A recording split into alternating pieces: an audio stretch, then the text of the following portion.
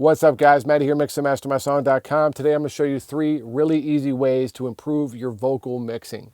The vocal is the most important thing in the mix. It conveys the story and the emotion, so it's really important to get that right. Before we get started, make sure to like and subscribe. Let's go.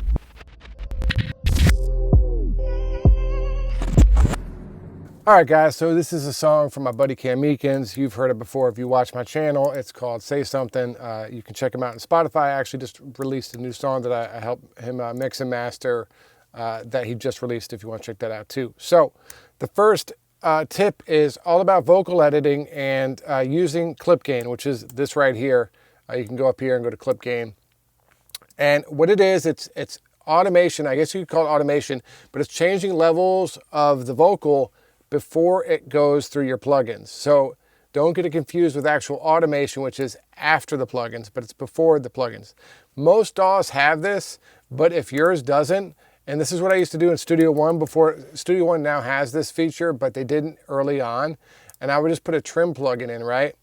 And just use this, switch this to enable for automation, and then just go to my trim and then do the gain here. So you just gotta, you can do this even if your DAW doesn't have it, but you just wanna make sure it's the first plugin because you want this to, you wanna do this before you hit your plugin chain. Hopefully that makes sense. So let's take a listen to this vocal and to see what we could clean up to make the mix sound better, or the vocal sound better in this case. But I've been picking up. Let's do it soloed. But I've been picking up the pieces. All right, so right out the gate, we got to pick up, right? So all you got to do is select it, select it, gain it down a few dB, like 4 dB is usually good, and then zoom in a little more, make this a little bit bigger for us, and then just bring up the back end, right? My tool's not going the way, there we go. Bring up the back end, because that way you're just trying to get rid of the P, not the E, right? So I've been picking up. So it's still there a little bit, so you can just go in and gain it down a little bit more. I've been picking up. And there, like we got rid of that P just by doing a vocal automation, right? I've been picking up the pieces. There's another one. So just go in, gain it down a bit, pull up the back end. Up the pieces going through. Up the pieces go. But I've been picking up the pieces going. And right there, we've already fixed that, right? Another thing you can fix up the pieces going through. The pieces going. Is SE stuff, S's. Now cams aren't that bad, but some people's are really strong. And if you use just a de-esser, it's gonna kind of cut it down too much. So sometimes if you have a song with really strong P's, I'll go through and just cut them down like 2 to 3 dB. But I've been picking up the pieces going through in my mind.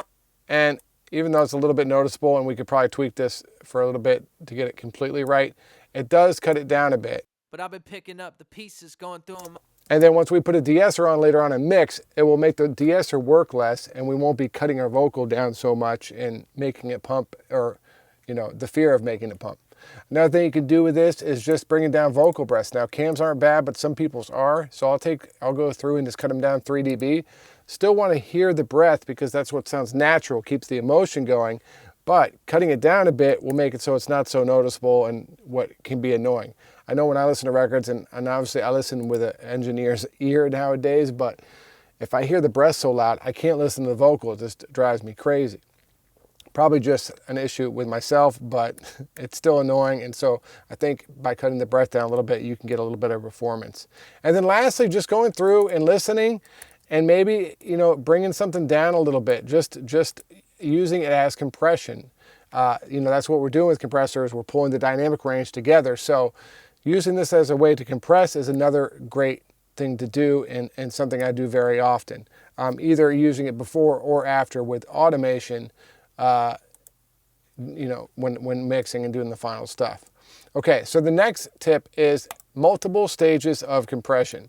And what I mean by that is using a couple different compressors to compress 2 to 3 dB, as opposed to using something to compress, you know, using one compressor to cut down 6 dB. And why is that? Well, if you have a compressor and you're making it do all the work, you're going to maybe get some pumping, and it's just going to sound compressed. You might start losing some of the transients and the stuff that you like about the vocal and what makes the vocal sound emotional by doing that. So I like to use a couple different compressors, and I pick some that are really easy to use, like this one, the LA2A, and we just take it down a couple of dB, and then I brought up the RVox, which is another even easier one to use, and we're just taking bring the gain reduction down a couple dB.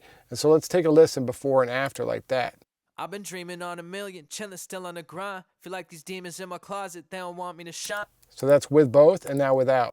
I've been dreaming on a million, chilling still on the grind. Feel like these demons in my closet. So you can hear how much that brings the vocal up. I've been dreaming on a million, chilling still on the grind. And up in your face, but it doesn't sound super compressed. So another great thing to do, and it's really easy if you're using some simple compressors like this, is just do multiple compressors to get that upfront vocal without sounding too compressed and losing your emotions. Okay, the last tip, some reverb and delay stuff. I don't know why my sends keep going out of screen, but they do. Most of you guys will throw on a reverb, huge decay time, sucking up all the real estate of your mix, and it just starts sounding muddy. Actually, I just did a video about that. I'll put it up in the link above about reverb ruining your mix. But what you can do is use it just to kind of feel the vocal up. Fill the vocal up. There we go. And just use a small room, really small. Cut down some of the low end, cut down a little bit more high end, tweak it however you want it, and then just check this out. I've been dreaming on a million, chilling still on the grind. Feel like these demons in my closet, they don't want me to shine. But I've been picking up the pieces, going through in my mind. They're setting traps, but I'ma see how to avoid them. So it doesn't sound really reverby, but it makes it sound a bit bigger. And you can do the same thing, and probably I would say even sounds better with just a delay, as far as filling the vocal up and making it sound bigger. You know, get an H delay, put it to 64th, throw it in ping pong mode, and even bring some of the filters up, whatever you want to do, tweak it to your heart's extent. Definitely put analog mode off, and check this out. We'll do it without the reverb. I've been dreaming on a million, chilling still on the grind. Feel like these demons. Now that sounds crazy, but if you just tuck it so it's barely audible. I've been dreaming on a million, chilling still on the grind. Feel like these demons in my closet, they don't want me to shine. But I've been picking up the pieces, going through in my mind. They're setting traps, but I'ma see how to avoid them this time. So just, in a few easy minutes, we did all this. I've been dreaming on a million. I've been dreaming on a million. And look how much better our vocal sounds. If we run it through with all the other work we've done, you really are pretty close to a really good vocal mix. So that's 3 vocal tips for you guys. Hopefully it was helpful.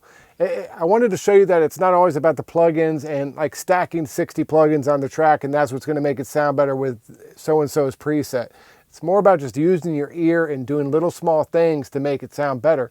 Mixing's all about 2% here, 2% here, 2% here, and then you get to a final destination. Let me know what you guys think about the tips in the comments below. If you have any for me or others, post them there as well. If you need your songs mixed and mastered, hit me up at mixandmastermysong.com, and you can check out my presets and courses there too. Talk to you soon.